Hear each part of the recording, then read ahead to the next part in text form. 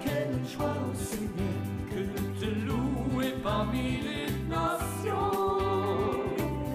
Quelle joie au Seigneur, que de célébrer ton nom. Dieu nous a établi lumière pour les nations, pour que de par le monde nous fassions connaître son nom. Il nous a envoyés pour prêcher et chanter. Eh bien, bonjour à tous. Bonjour tout le monde. Voilà, bas les masques, hein, On Julia. a les masques aujourd'hui, pourquoi Claude? Eh bien, aujourd'hui, on veut vous parler de la nouvelle créature que nous sommes devenus en Jésus-Christ. Oh, gloire Et à celle-ci, Dieu. il ne faut pas qu'elle soit cachée, il ne faut pas qu'elle Non. soit masquée. Non. Elle est appelée à s'exprimer dans ce monde et à libérer l'autorité que Dieu lui a confiée. Ça c'est bien vrai. Et je me rappelle que quand j'étais jeune, Claude, eh ben, j'étais tellement mal dans ma peau, je croyais qu'il fallait que je me cache parce que je me trouvais laide à l'intérieur. Moi, chérie. Oh, mais c'est vrai. J'étais une adolescente très perturbée dans mon identité. J'étais tellement mal dans ma peau. Je croyais que les gens, ils pouvaient voir tout ce qui était mal, mauvais en moi, imparfait, que je voulais me cacher. Oh. Et je m'habillais un peu avec un accoutrement un peu bizarre. Et c'est comme si je portais une masque en public parce que je faisais semblant d'être quelqu'un que je n'étais pas, parce que j'avais honte de qui j'étais. Et le jour que j'ai rencontré le Seigneur, eh bien, il m'a dit quelque chose d'extraordinaire. Il a dit, Julia, enlève ton masque. Aujourd'hui, tu vas découvrir qui tu es en moi et qui je suis en toi. Wow. Et c'était le début d'une très grande aventure. Alléluia, qui continue. Oui, parce que la Bible dit que si quelqu'un est en Christ, il est une nouvelle créature. Absolument. Les choses anciennes sont passées. Voici, toutes choses sont devenues nouvelles. Donc, vous avez remarqué, dans ce monde, on le voit sur les affiches de films, on le voit aussi dans certaines séries, le sujet de certaines séries à la télévision, mais waouh! Les gens ont une imagination débordante et malsaine parce que on essaye de plus en plus de représenter des créatures hideuses, ces films d'horreur et autres, pour faire peur aux gens. Et derrière tout cela, eh bien moi je crois qu'il y a vraiment des puissances de ténèbres qui veulent justement terroriser les gens, parce que le diable sait que la peur, c'est le terrain dans lequel il peut travailler. On l'a fait remarquer dans un autre cours. La peur est le contraire de la foi, même va encore plus loin. La peur peut court-circuiter la foi. Mais Dieu n'est pas de reste, c'est important que nous le sachions, n'est-ce pas? Dieu, il a décidé aussi de libérer sa créature, une créature, on pourrait dire même extraordinaire, parce qu'on le verra, elle a été recréée en Jésus-Christ, elle a revêtu la nature de Jésus lui-même, n'est-ce pas? Et cette créature, elle est revêtue d'autorité. Elle est placée sur cette terre pour rendre le monde meilleur, pour faire avancer le royaume de Dieu. Et cette créature, c'est toute personne qui est authentiquement née de nouveau. Cette créature, c'est toi, c'est moi, c'est vous. Et nous devons apprendre à comprendre qui nous sommes devenus en Jésus-Christ, comment nous fonctionnons. C'est important pour pouvoir évoluer correctement pendant le temps que nous passons sur cette terre. On n'a plus besoin d'avoir honte de qui on est. On n'a plus besoin de se cacher. On n'a plus besoin de porter des masques autres qu'en tissu. Absolument. Quand il faut garder une certaine distance, mais on n'a plus besoin de sentir mal dans notre peau parce que Christ, il est venu habiter en nous pour que justement, qu'on soit fiers de qui on est en Christ. On n'a plus besoin de se cacher, les amis. On peut regarder les gens en face et on peut parler de l'amour de Dieu avec confiance et assurance. Oui. Alors ce cours s'appelle « Comprendre la nouvelle créature ». Une nouvelle créature. Les choses anciennes sont passées, voici toutes choses sont devenues nouvelles. Cela vient. Alors les amis, dans le chapitre 3 de l'évangile de Jean, on trouve une histoire très intéressante. Il y a ce chef juif qui vient trouver Jésus la nuit en secret pour lui poser plein de questions. Et il lui dit, mais maître, je ne comprends pas comment un homme peut faire de tels miracles, car c'est que possible si Dieu est avec lui. Et c'est là où Jésus lui explique qu'il faut naître de nouveau. Alors Jésus lui répond, si un homme ne naît de nouveau, il ne peut entrer dans le royaume de Dieu. Et il ajoute, si un homme ne naît de l'esprit et de l'eau, il ne peut pas voir le royaume de Dieu. On naît un jour de notre père, de notre mère, physiquement, mais pour devenir enfant de Dieu, il faut naître de nouveau, de l'esprit, dit Jésus. Et c'est à partir de ces passages que dans nos milieux évangéliques, on dit qu'il faut être né de nouveau pour devenir vraiment chrétien. Ces vérités sont tellement importantes pour nous de comprendre que quand on accepte Jésus comme notre Sauveur, comme notre Seigneur, on devient enfant de Dieu, on devient citoyen du ciel. Et il y a cette métamorphose à l'intérieur de nous et qui fait en sorte que Christ vienne habiter dans notre cœur par la foi. Alléluia. Ce qui vient de la chair est chair, ce qui vient de l'esprit est esprit. Ne t'étonne pas que je t'ai dit qu'il faut naître d'en haut. Eh bien, en ce qui concerne cette nouvelle créature, nous voulons comprendre comment elle fonctionne, évidemment, pour comprendre qui nous sommes. Donc, comprendre son fonctionnement, son statut aussi, sa nature et sa position dans le monde spirituel. Et pour cela, il est important de réaliser que lorsque nous naissons de nouveau, évidemment, ce n'est pas notre corps qui est changé. Lorsque nous sortons des eaux du baptême, nous avons le même corps, vous avez remarqué. Ce n'est pas non plus notre âme. C'est-à-dire que notre âme est le centre de notre intelligence, de notre personnalité. Et notre âme, la Bible nous dit qu'elle doit être restaurée. L'intelligence doit être renouvelée. Non, lorsque nous naissons de nouveau, c'est notre esprit. Notre être profond et notre esprit. Dieu est esprit. Et il nous a créé à sa ressemblance, et avant tout, dont nous sommes un esprit. Lorsque nous naissons de nouveau, le Saint-Esprit vient ranimer notre esprit. On pourrait peut-être dire le recréer. Il est difficile d'expliquer cela très précisément au niveau technique, parce que nous sommes dépassés par ce qui se passe lors de la nouvelle naissance. Et nous ne sommes pas à même de l'expliquer en détail, nous devons le reconnaître. Il y a des choses que nous comprendrons seulement en détail lorsque nous serons au ciel.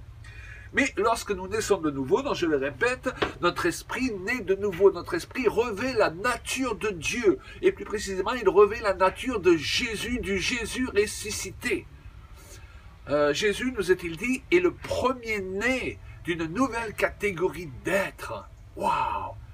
Et lorsque nous nous repentons et nous l'acceptons comme sauveur, il nous fait participer à sa nature.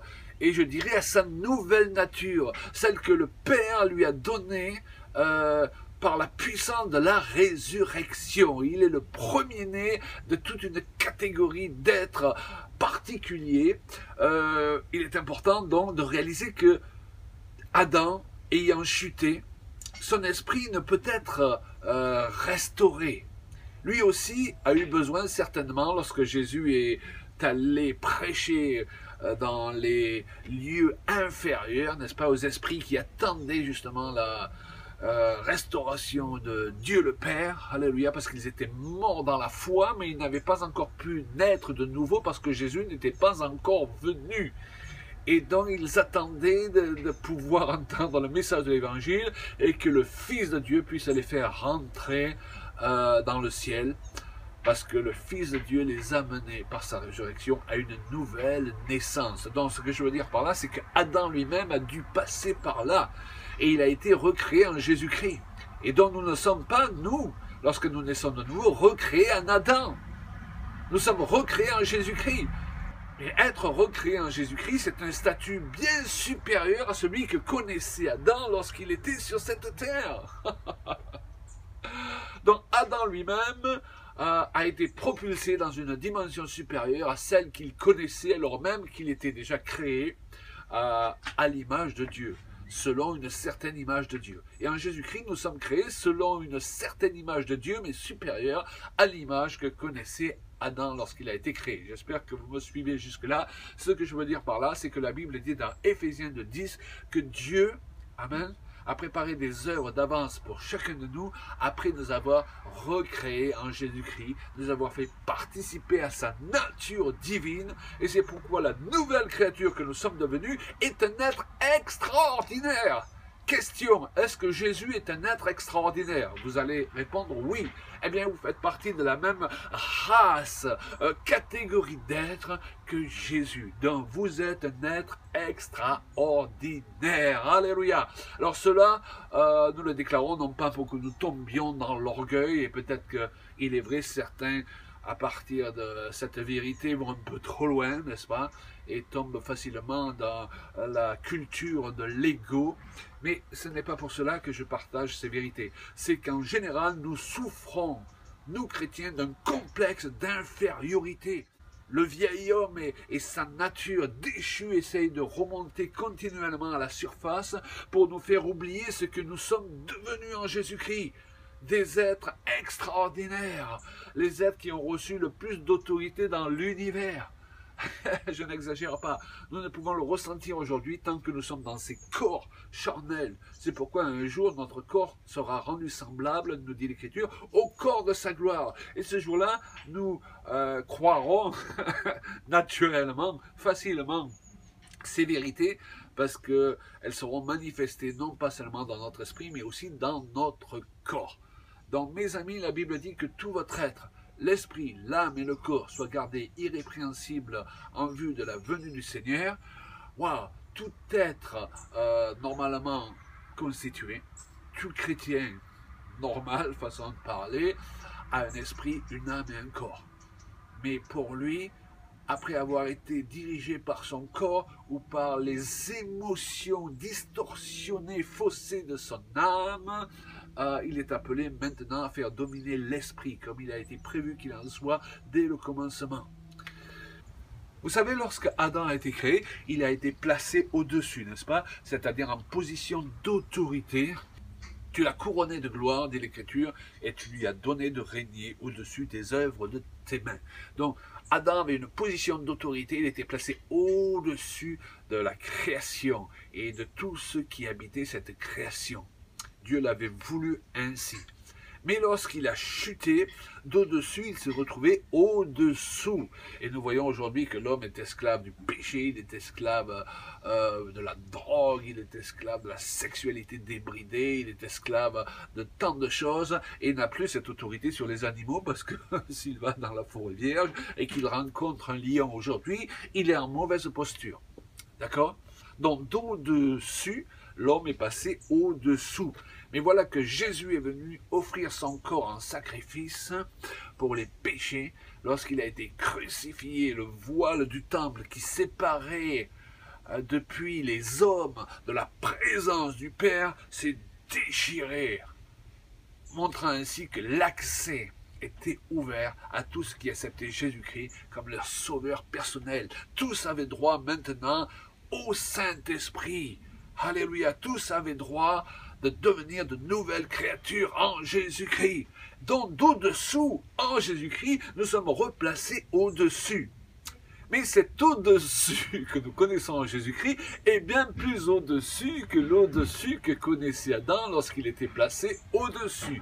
J'espère que vous me suivez toujours. Ce que je veux vous dire par là, c'est que tout ce que nous avons perdu à travers la chute nous a été non seulement redonné, mais nous avons été placés à un statut supérieur à celui que l'homme connaissait avant la chute. Et c'est ainsi que je comprends Dieu. Il prend le diable à son propre piège, et lui qui voulait nous abattre et nous placer au-dessous et au-dessous de ses propres pieds, Jésus-Christ, alléluia, nous relève et nous replace au-dessus, dans une position supérieure, encore bien meilleure que celle que nous avons perdue. Dieu se plaît à restaurer pleinement le pécheur et celui qui a perdu, qui a chuté. Alléluia. Dieu se plaît à le restaurer à une place supérieure à celle qu'il connaissait avant que son problème intervienne. Waouh! Dieu est un bon Père. Notre statut de nouvelle créature nous donne une autorité que jamais l'homme n'a connue sur cette terre, même à l'époque où Adam a été placé en position d'autorité. Nous pouvons bénir le Seigneur pour cette réalité. Et ce que Dieu veut aujourd'hui, c'est que nous apprenions à manifester cette autorité pendant le temps que nous passons sur cette terre, au nom de Jésus.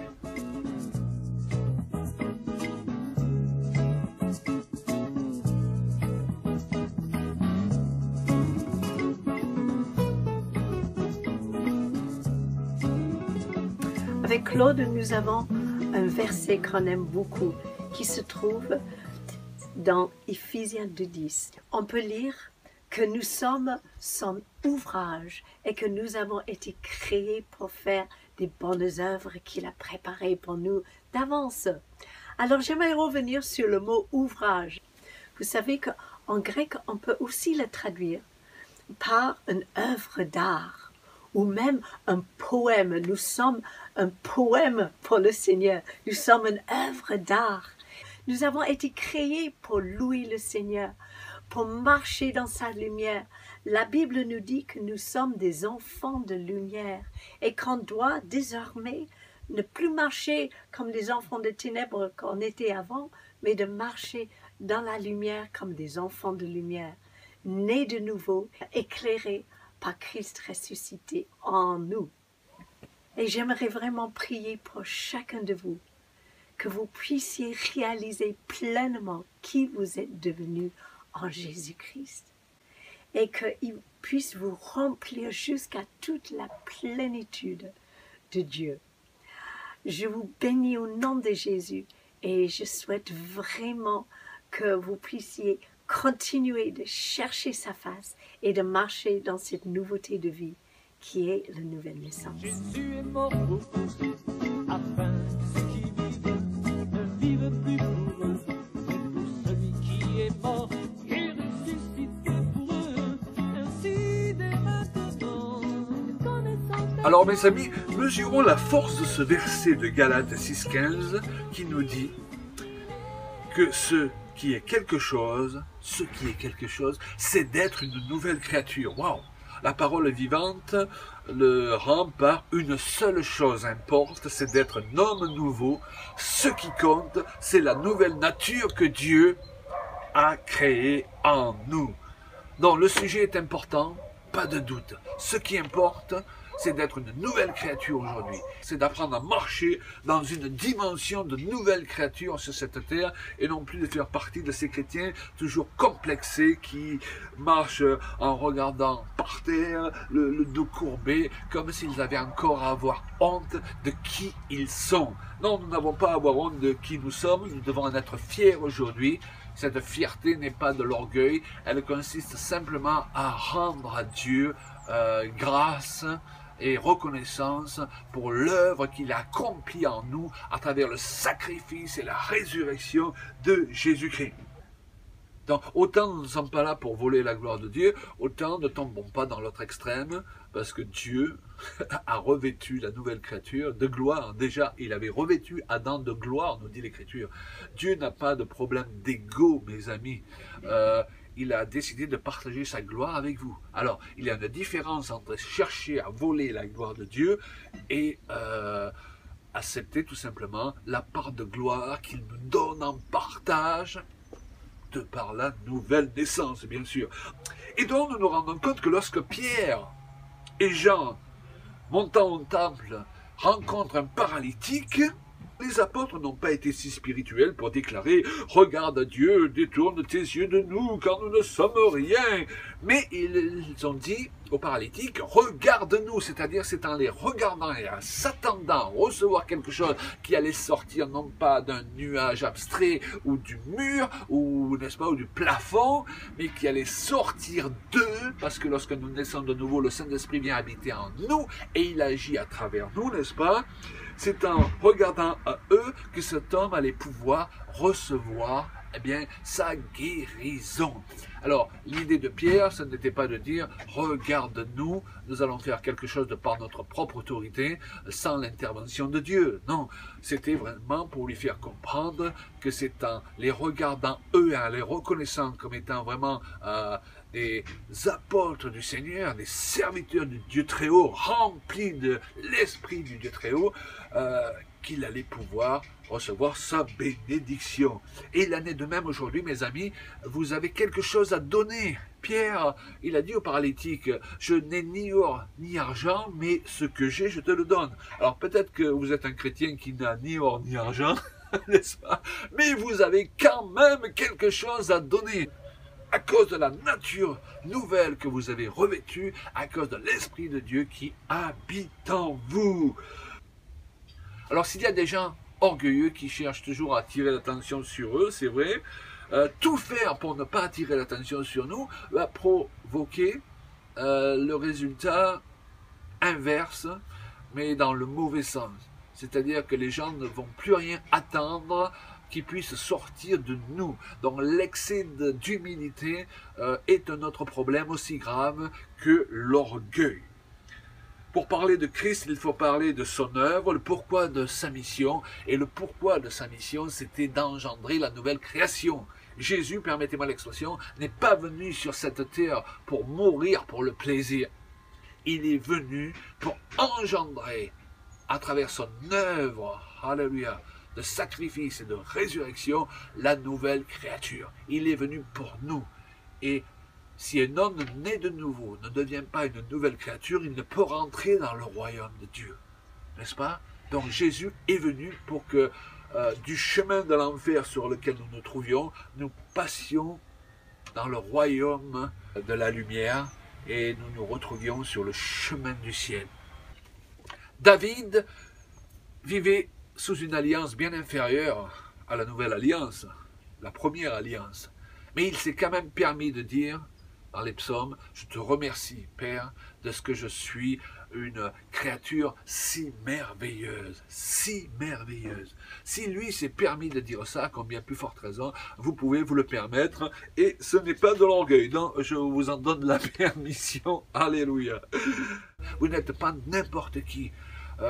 Jésus n'a pas recréé, permettez-moi l'expression, de pauvres types en Jésus-Christ. Il a recréer simplement des êtres merveilleux et nous devons prendre conscience de ce statut pour marcher la tête haute sur cette terre pour pouvoir être un sujet de bénédiction pour les autres et afin que ce qui nous a été donné coule de nous dans la vie des autres. Ceux qui sont conduits par l'Esprit, ainsi dès maintenant, marchons aussi en nouveauté de vie, pour que nous soyons. Eh bien, nous prions pour que vous ayez vraiment pris, si besoin est, à travers ce cours, conscience de qui vous êtes devenu en Jésus-Christ. Alléluia. Alléluia. Pour que vous puissiez marcher la tête haute et conscient de l'autorité qui a été placée sur vous. Parce que les choses anciennes sont passées. Et voici, toutes choses sont devenues nouvelles.